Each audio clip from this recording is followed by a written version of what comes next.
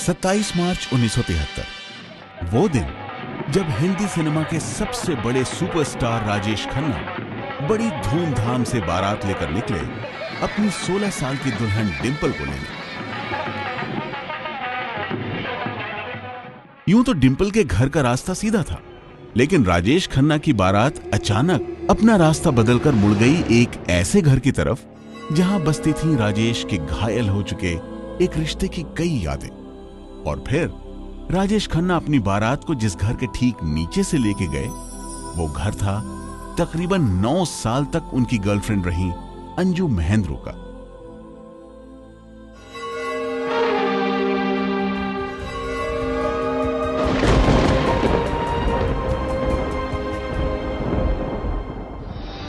कैसे हिंदी सिनेमा के सबसे बड़े सुपरस्टार ने अपनी पुरानी लव स्टोरी में नफरत का एक कभी ना भूलने वाला पन्ना जोड़ दिया था, वो भी अपनी शादी के दिन।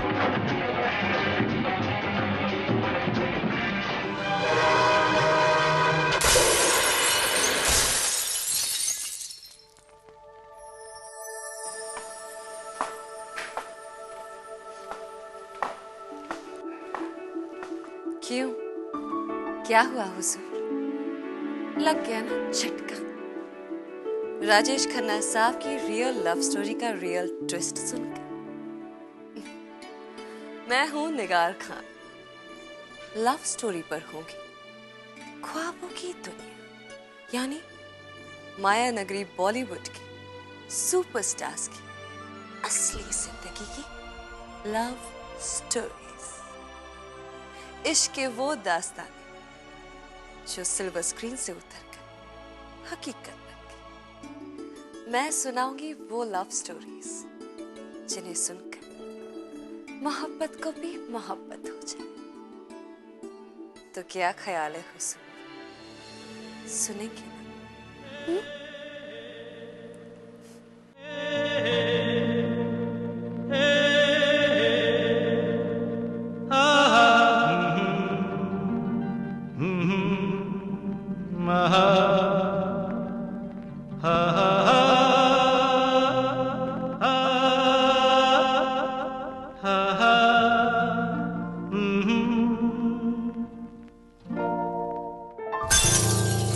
तारीख 27 मार्च 1973, राजेश खन्ना और डिंपल की शादी का दिन। लेकिन इस दिन जानबूझकर राजेश अपनी बारात को उन्हीं अंजू महेंद्रू के घर के आगे से लेकर गए जिन्हें वो कभी जी जान से चाहते थे। I vaguely heard about this Bharat incident, that he deliberately took the Bharat in front of Anju's house and things like that. Could do things to spite somebody, like you would never really think of it as a spiteful act, but you think, he would take pride in doing things like that. He would enjoy that kind of an act. ये वही है जिसके दिन रात तो राग लाती रहती है? अच्छा अच्छा अच्छा।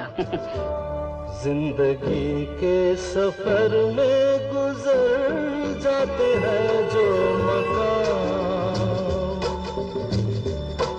वो फिर नहीं आते, वो फिर नहीं आते।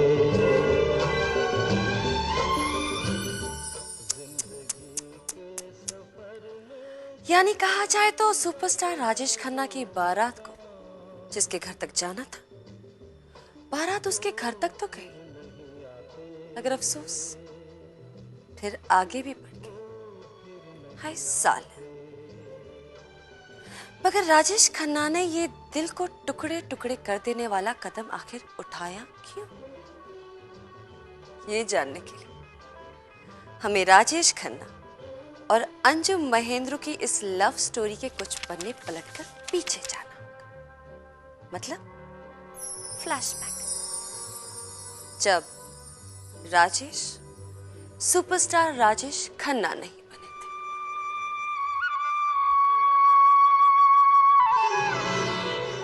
अमृतसर में पैदा हुए राजेश खन्ना का असली नाम था जतिन खन्ना।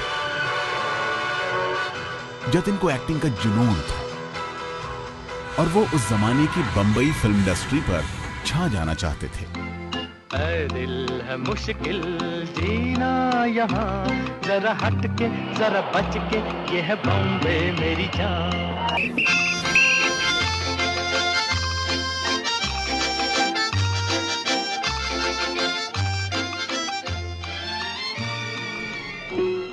जतिन को ज्यादा स्ट्रगल नहीं करना पड़ा। उस जमाने में यूनाइटेड प्रोडक्शंस ने मशहूर फिल्म मैगजीन फिल्म फेयर के साथ मिलकर नए एक्टर्स की तलाश के लिए एक टैलेंट हंट किया, और इस टैलेंट हंट में जतिन को मिल गया वो जिसे फिल्म वालों की जुबान में कहते हैं पहला ब्रेक। नया काम ही नहीं, जतिन को मिला एक नया नाम भी। जतिन खन्ना अब राजेश खन्ना बन चुका था। पहली बार पहली फिल्म में बड़े पर्दे पर राजेश खन्ना का नाम कुछ इस तरह दिखाया गया था, और उनका अंदाज भी कुछ जुदा सा था। लेकिन उस वक्त शायद किसी को पता नहीं था कि ये नाम हिंदी सिनेमा में नया इतिहास लिखेगा।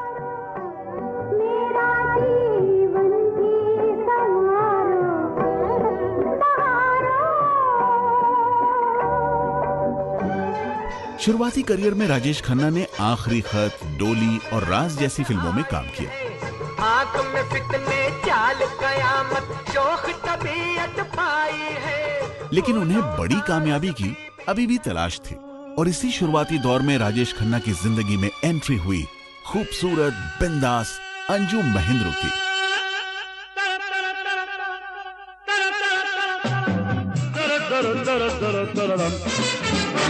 अंजू महेंद्रू ने 13 साल की उम्र में मॉडलिंग शुरू कर दी थी। वो नए जमाने की बिंदास लड़की थी, फिल्मों में हीरोइन बनने की ख्वाहिश भी रखती थी। लेकिन उनकी पहली फिल्म उसकी कहानी ज्यादा नहीं चली, और हीरोइन के रूप में उनका करियर आगे नहीं बढ़ सका। बाद में उन्होंने ज्वेल थीफ, बंधन, गंगा की सौगंध जैसी कई मशहूर फिल्मों में छोटे मोटे रोल किए।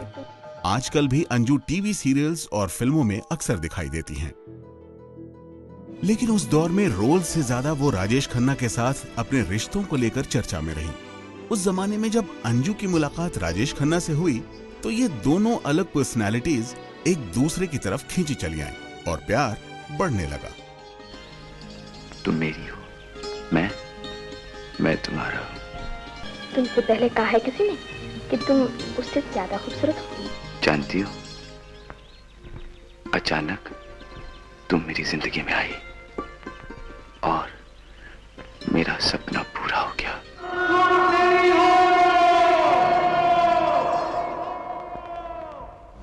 सुनो, कहो, कहा, सुना, कुछ हुआ क्या? अभी तो नहीं, कुछ भी नहीं। किस्मत राजेश पर मेहरबान थी। अंजू के साथ उनकी लव स्टोरी भी ट्रैक पर थी, और तब हुआ राजेश के करियर का सबसे बड़ा चमत्कार। वो चमत्कार जिसने कई जिंदगियां बदल के रख दी, जिसने राजेश को बॉक्स ऑफिस का राजा बना दिया। वो चमत्कार का नाम था आराधना। अरे नहीं, ये उनकी कोई नई गर्लफ्रेंड नहीं थी, बल्कि ये थी उनकी वो फिल्म जिसने उनकी किस्मत बदल के रख दी।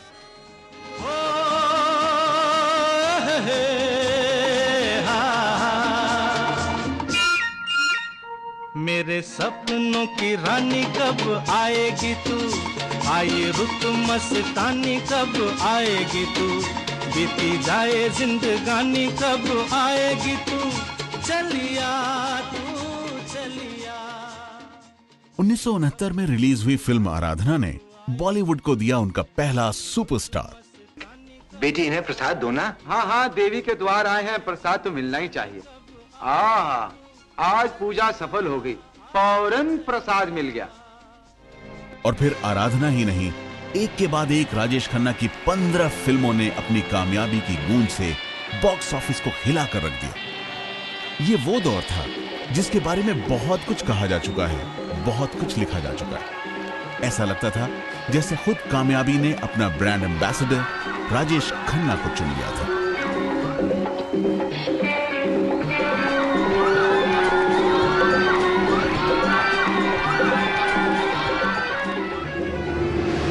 not an easy person to handle after he became so phenomenally successful. Like, she knew Rajesh Khanna of that time better than anyone else did. I think she's the only person who could really handle him.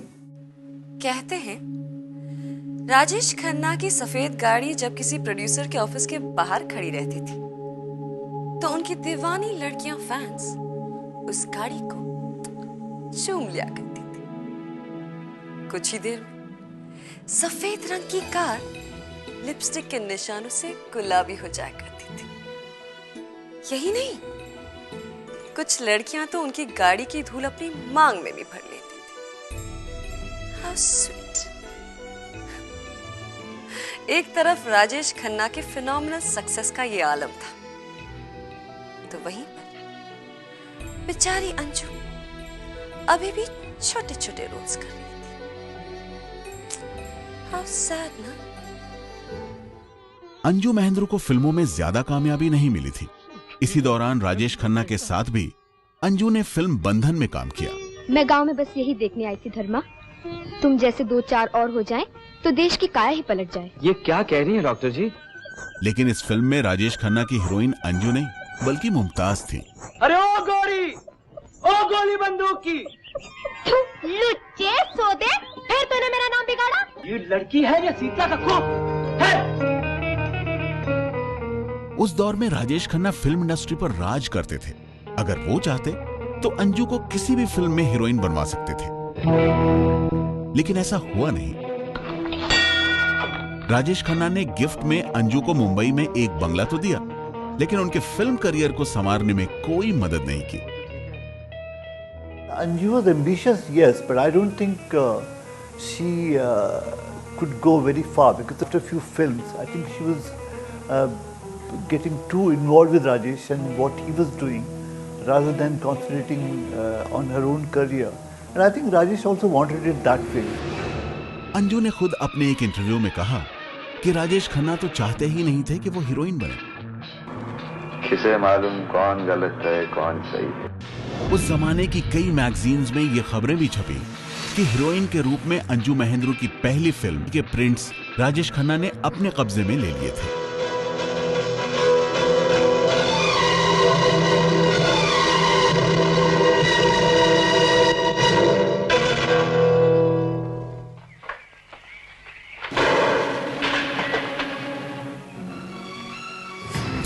हालांकि राजेश काफी परंपरागत शख्स हैं, लेकिन फिर भी वो हमेशा बेहद मॉडर्न लड़कियों की तरफ आकर्षित होते हैं। मैं जानती हूँ ये एक विरोधाभास है, लेकिन राजेश खन्ना ऐसे ही हैं। अगर मैं स्कर्ट पहनती थी तो वो कहते थे तुमने साड़ी क्यों नहीं पहनी। अगर मैं साड़ी पहनती थी तो वो कहते थे कि तुम भारतीय नारी वाला लुक दिखाने की कोशिश क्यों कर रही हो। हालात और बिगड़ गए जब राजेश खन्ना सुपरस्टार बन गए। अंजू को लेकर अब राजेश खन्ना बेहद पॉजेसिव हो चुके थे। वो हर वक्त अंजू के साथ रहना चाहते थे, और जिस वक्त वो उनके साथ नहीं होती थी उस वक्त वो ये जानना चाहते थे कि अंजू कहाँ है, किसके साथ है, क्या कर रही है।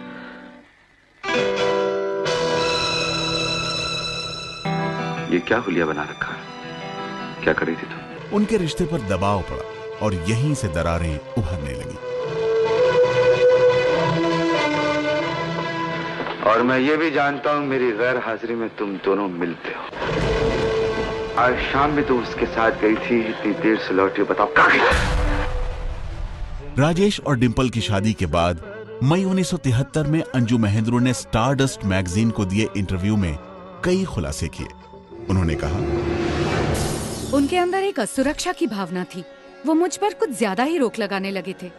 वो इतना ज्यादा शक करने लगे थे कि मेरे घर पर फोन करके ये पूछते रहते थे कि मैं कहाँ पर हूँ। वो बस ये चाहते थे कि मैं हमेशा उनका इंतजार करती रहूं। इधर अंजू नाराज थी और उधर किस्मत ने भी जैसे अब राजेश खन्ना से रूठने की ठान ली। बॉक्स ऑफिस पर राजेश खन्ना की फिल्में एक के बाद एक दम तोड़ने लगी। इज्जतें, शोहरतें, चाहतें, उल्फतें, कोई भी चीज दुनिया में रहती नहीं। आज मैं हूं जहां कल कोई और था। आज मैं हूं जहां कल कोई और था। ये भी एक दौर है, वो भी एक दौर था।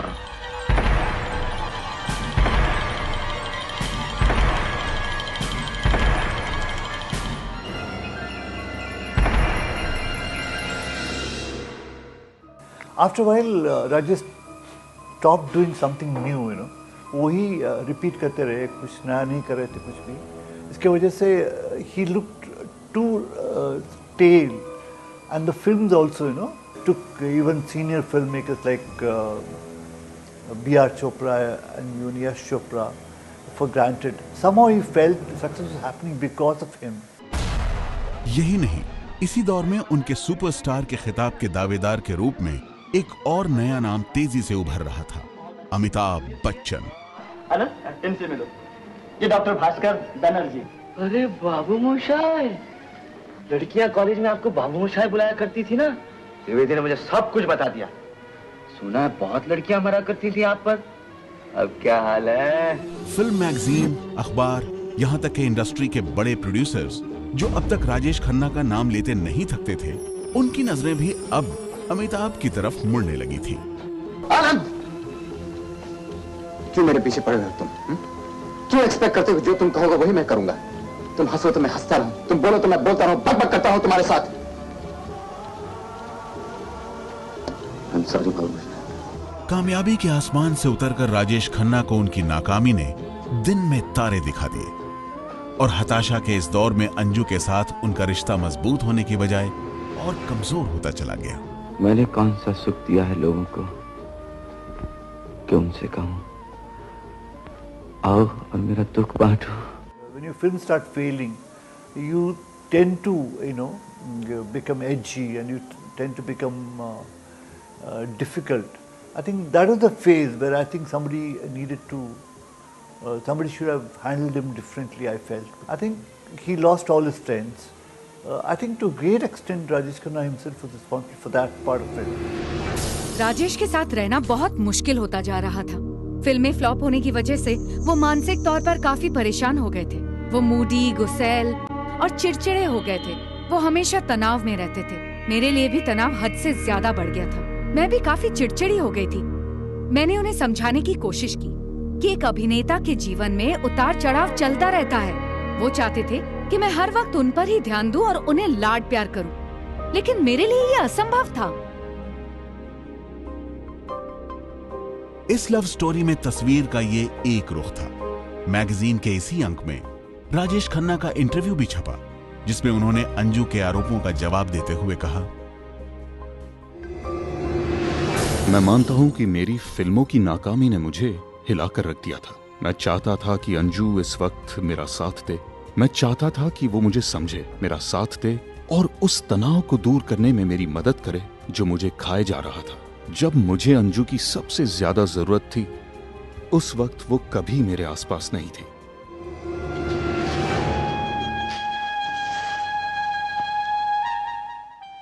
आज इतनी मोहब्बत ना दो दोस्तों कि मेरे कल की खातिर ना कुछ भी रहे. आज का प्यार थोड़ा बचा कर रखो. आज का प्यार थोड़ा बचा कर रखो मेरे कल के लिए. कल कल जो गुमनाम है, कल जो सुनसान है, कल जो अनजान है, कल जो वीरान है. मैं तो कुछ भी नहीं हूं, मैं तो कुछ भी नहीं. राजेश खन्ना को यह भी शिकायत थी कि अंजू ने कभी दुनिया के सामने उनके लिए अपने प्यार का इजहार नहीं किया, और राजेश से ज्यादा अंजू ने हमेशा अपनी मां की सुनी. मैं ही हमेशा उसके पास जाता था. वो कभी अपने आप मेरे पास नहीं आती थी. वो अपनी माँ के पास बैठे इस बात का इंतजार करती कि कब मैं उनके पास जाऊंगा. मैंने हमेशा उसके लिए अपने प्यार का इजहार किया. क्या वो कभी भी मेरे लिए अपना प्यार नहीं जता सकती थी? जरा देखिए तो सही, ये फिल्म स्टार्स भी एक आम बॉयफ्रेंड गर्लफ्रेंड की तरह ही लड़ते हैं,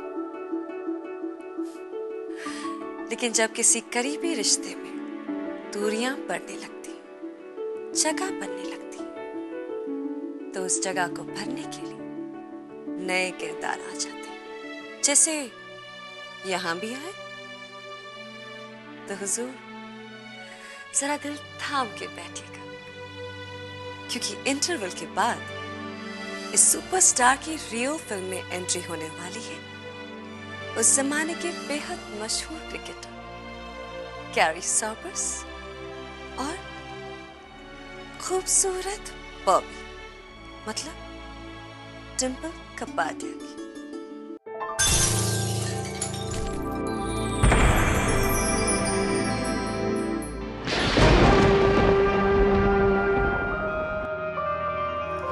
दूरियां बढ़ती गई।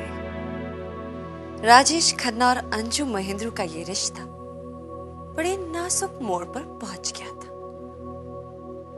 उन दोनों के बीच किसी बात पर लड़ाई हुई और कई दिनों तक उन्होंने एक दूसरे से बात ही नहीं की। और इसी दौरान अंजू महेंद्रू की जिंदगी में एंट्री हुई उस जमाने के बेहद मशहूर क्रिकेटर गैरी सॉबर्स की। गैरी सॉबर्स बेहद मशहूर थे उस वक्त, मैदान के अंदर और मैदान के बाहर। उनकी बैटिंग काफी सुर्खियों में थी।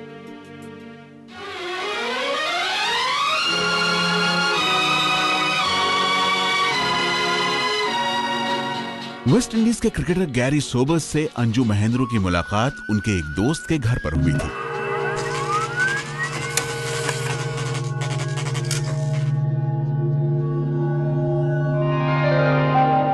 तूने हर रात मोहब्बत की कसम खाई है, तूने हर रात मोहब्बत की कसम खाई है।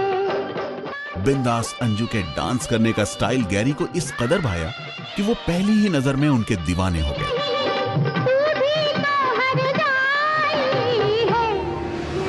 जब गैरी से मेरी मुलाकात हुई, मेरी उम्र काफी कम थी और मेरी समझ में नहीं आ रहा था कि ये सब क्या हो रहा है। गैरी जैसे शख्स की तरफ आकर्षित ना होना बेहद मुश्किल था। उनका अंदाज कमाल का था और वो उस वक्त भी एक लेजेंड थे।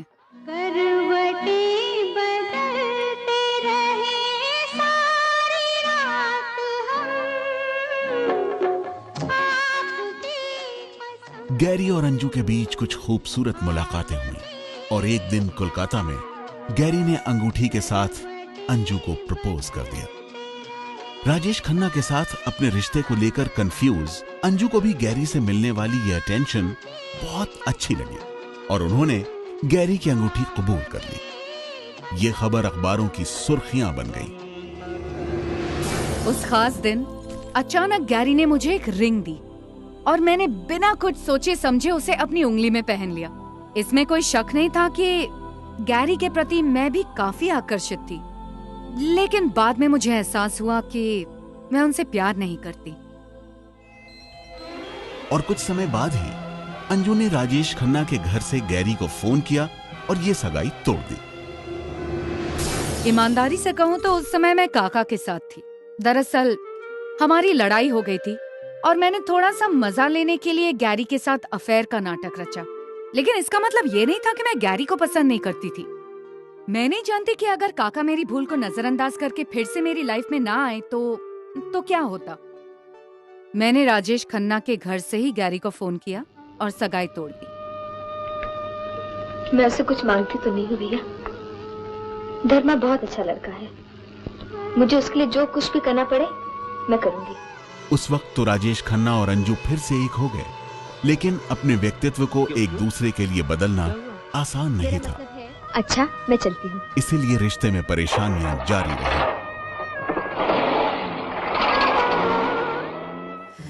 इस लव स्टोरी के ट्विस्ट्स अभी खत्म नहीं हुए हुजूर। एक तरफ जहां अंजू की जिंदगी गैरी सॉबर्स की एंट्री हुई, वहीं दूसरी तरफ राजेश खन्ना की मुलाकात हुई खूबसूरत डिंपल कपाडिया से। राजेश डिंपल के पिता को पहले से जानते थे। डिंपल भी सुर्खियों में थी क्योंकि फिल्म इंडस्ट्री के शोमैन राज कपूर उन्हें बॉबी में लेने का ऐलान कर चुके थे। हाय, 1972 की वो पहली मुलाकात प्लेन में हुई थी। फिर क्या, लव एट फर्स्ट साइट, यही हुआ होगा ना?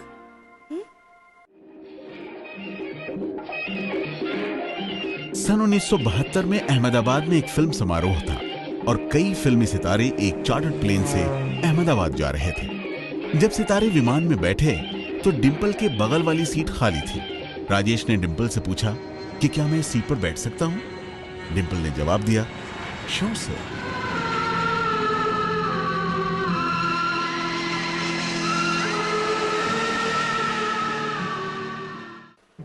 फिर क्या, बातें होने लगी, मुलाकातें होने लगी और उन दोनों के अफेयर के चर्चे अंजू तक भी पहुंच गए। अंजू ने राजेश खन्ना से फौरन सच जानने की कोशिश की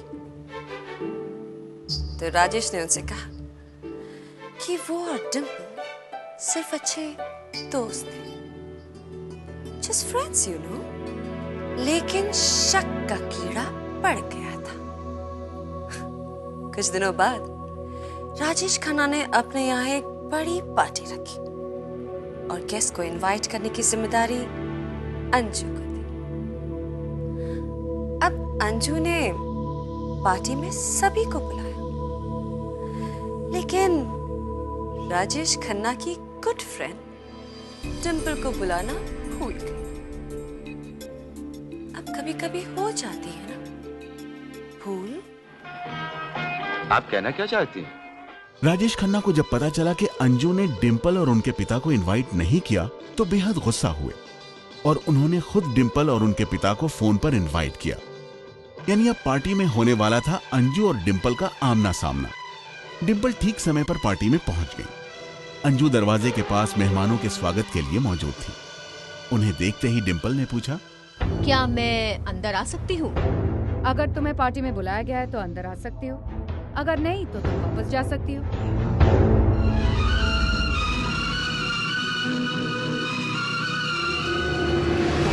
डिंपल एक चालाक लड़की है। जब मैं और राजेश उससे पहली बार मिले तो वो हमें राजेश अंकल और अंजू आंटी कहकर बुला रही थी, लेकिन फिर मैंने उसके अंदर एक बदलाव देखा। वो मासूमियत की आड़ में ऐसी बातें कहने लगी जिनका निशाना मैं हुआ करती थी। जैसे कि राजेश की बर्थडे पार्टी में उसने दरवाजे पर खड़ा होकर व्यंग के अंदाज में मुझसे पूछा कि क्या मैं अंदर आ सकती हूँ। मैंने भी कह दिया, अगर तुम्हें पार्टी में बुलाया गया है तो अंदर आ सकती हो, अगर नहीं तो तुम वापस जा सकती हो।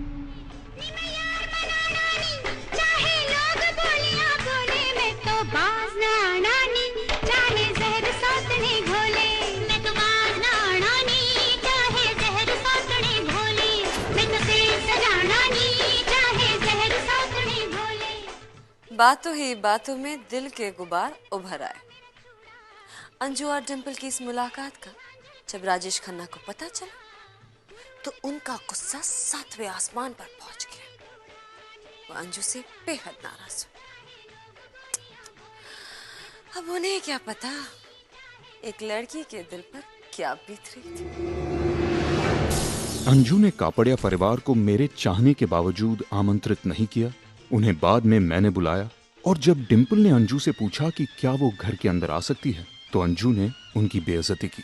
जरा सोचिए, मेरे ही घर में मेरे मेहमानों का अपमान मैं कैसे बर्दाश्त कर सकता हूँ। अंजू और उनके परिवार ने कई बार मेरे मेहमानों के साथ ऐसा बर्ताव किया है। इसकी वजह से कई दोस्त मुझसे दूर हो गए। राजेश खन्ना और अंजू महेंद्रू अब शायद ये पूरी तरह समझ चुके थे कि जिंदगी में वो एक दूसरे का साथ अब और नहीं निभा सकते।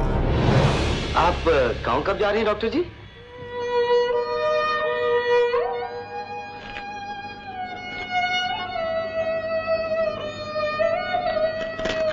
मैं कल सुबह चली जाऊंगी। ये तो बहुत ही अच्छा होगा। राजेश और डिंपल की मुलाकातें जारी रही और जारी थी उनके अफेयर की खबरें जो लगातार अंजू को परेशान कर रही थी। दोनों ये जानते थे कि इस रिश्ते में फैसले की घड़ी शायद आ चुकी थी। That night, maybe he was a bit drunk or what, I don't know, but he seemed to have walked out of that place and gone straight to Dimple's house, which is nearby. And then he sat there for a long time, and then suddenly he proposed to her, and they drove to Khandala. And when Anju got to know of that, when she heard that he had gone to Khandala, apparently she started driving towards Khandala. And on the way she met Rajesh Khanna's driver, Kabir. He was coming back into Bombay, and he advised her not to go at that stage. That's all I know about it. And then she decided to come back. इसी पसोपेश में राजेश खन्ना एक shooting के सिलसिले में खंडाला गए, लेकिन कुछ दिन बाद जब वापस लौटे तो उनकी जिंदगी का एक बड़ा फैसला हो चुका था। मैं खंडाला से लौटने के बाद अंजू के पास जाना चाहता था। मैं उसे साफ तौर पर यह बताना चाहता था कि हमारे बीच अब सब कुछ खत्म हो चुका है। लेकिन जब मैं खंडाला से लौट रहा था तो मुझे मेरा ड्राइवर मिला और उसने मुझे बताया कि मेम साहब ने मेरे लिए एक मैसेज दिया है, कभी उन्हें फोन करने की कोशिश न करूं, और अगर मैंने उनके घर पर कदम रखने की कोशिश की तो वो चौकीदार से कहकर मुझे बाहर भिजवा देंगे। उसने ड्राइवर के जरिए मेरी दी हुई सारी चीजें लौटा दी।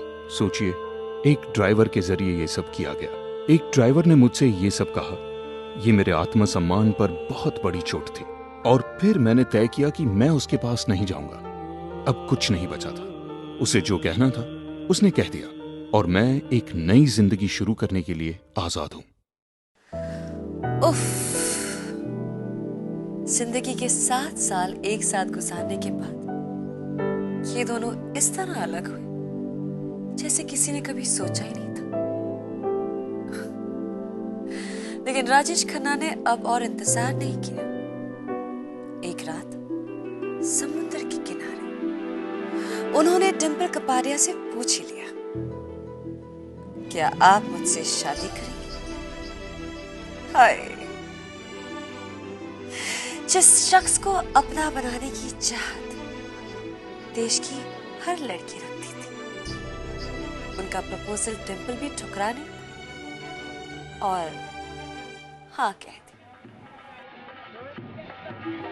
27 मार्च 1973 बंबई की सड़कों पर एक सुपरस्टार राजेश खन्ना की बारात निकली। बारात जो जा रही थी डिंपल के घर, लेकिन जिसका रुख मोड़कर ले जाया गया अंजू के घर के आगे से। नई मोहब्बत के जश्न के दिन पुरानी मोहब्बत के जख्म पर नमक छिड़का गया। अंजू महेंद्रू के साथ राजेश खन्ना की लव स्टोरी अंजाम तक नहीं पहुंची, लेकिन राजेश खन्ना और डिंपल की शादी धूमधाम से हुई।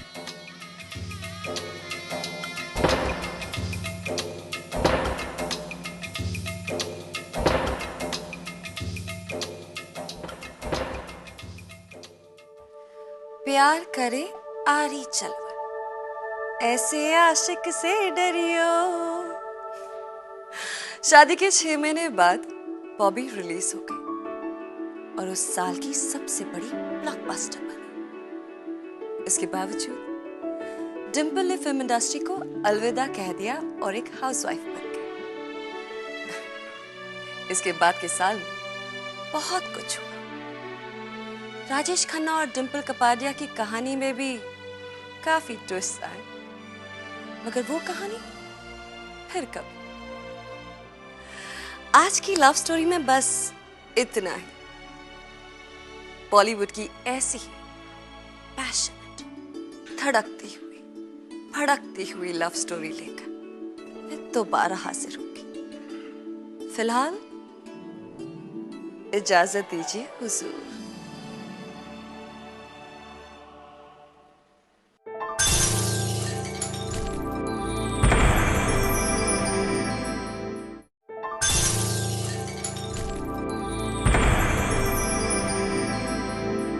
वो सुपरस्टार जिन्हें पर्दे पर देखकर हमने तालियां बजाई, जिनकी कई बार हमने नकल भी की और दिल ही दिल में चाहा कि काश हम भी इन्हीं की तरह रोमांस कर पाए। हाय, स्क्रीन पर रोमांस करके लाखों दिलों पर राज करने वाले ये सुपरस्टार्स, जब इन्हें अपनी असली जिंदगी में प्यार हुआ तो क्या हुआ? क्या इनकी लव स्टोरी की हैप्पी एंडिंग हुई या फिर बीच में ही आ गया कोई विलन? इन फिल्म स्टार्स की लव स्टोरी किसी फिल्म से कम नहीं। इसमें रोमांस है, ड्रामा है, इमोशन, ट्रेजेडी। तो चलिए आज देखते हैं love story of the biggest superstar of Indian cinema, Rajesh Khanna.